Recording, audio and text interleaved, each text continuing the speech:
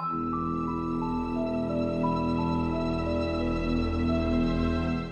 quote at the beginning is, "How fallen are the mighty in battle, and their weapons of war stolen away." David was declared king of Judah, but it was not without cost. The Philistines had indeed overcome the army of the Israelites, as the prophet Samuel had foretold, and Saul and his son Jonathan were dead.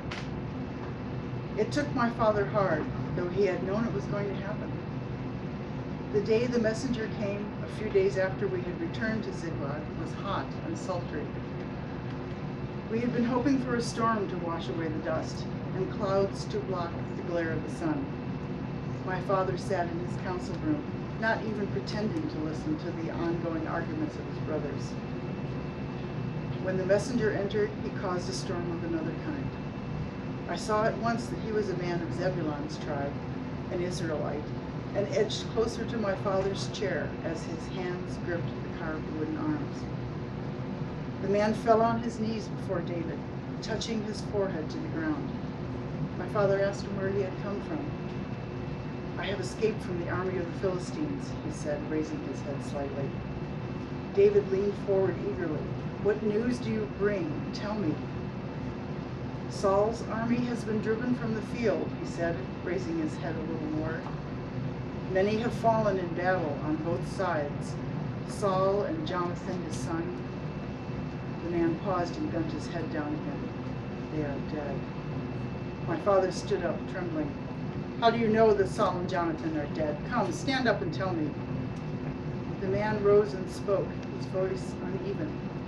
"I was there, great Lord, on Mount Gilboa, and I saw Saul leaning on his spear, wounded. The horsemen and foot soldiers were closing in upon him. He turned and saw me, called to me." The man paused to lick his lips. The whole room listened. He asked who I was, and I said, "I am of the tribe of Zebulun." And then he said to me, "The throes of death have seized me, but still I live. Come, stand near me, and help me die on my own sword, so that the enemy shall not give me my death blow." Again the man paused. David said nothing. So I stood near him and held the sword firm and helped him push himself onto it, and then he died. A gasp circled around the room, followed by low muttering. David raised his hand, and all fell silent again. "And Jonathan?" "The king's son, sir, was already dead. I saw him," the messenger said. "There were as many arrows in him as a man has fingers, and his face was cold, for I touched him." My father's face was terrible to see, his eyes like iron, his features a mask. "And then I thought to take the crown from the king's head, my lord, and the armlet from his arm, to bring them here to you, sir. And some other things, too. Here they are."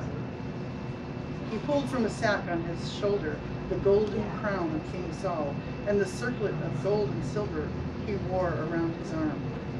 He set them on a small table before David's chair.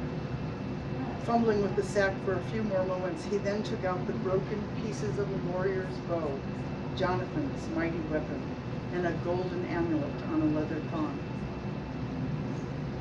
My father tore at his clothes and gave a great cry, echoed again and again by all the people in the council room. He reached for his sword, hanging in its sheath from the back of his chair, and pulling it free, advanced toward the messenger.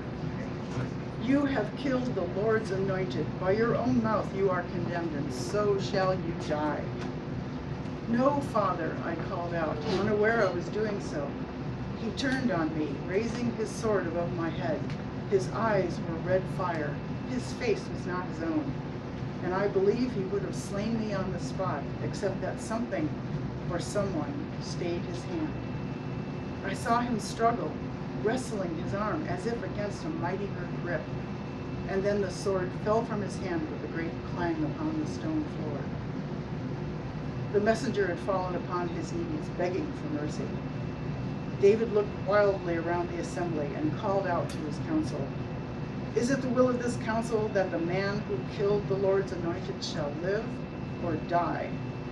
The response was immediate. "He shall die." came the cry from all corners of the room, and the man was seized and carried off by several of my uncles. Shocked as I was by this hideous injustice, I knew I could not protest further.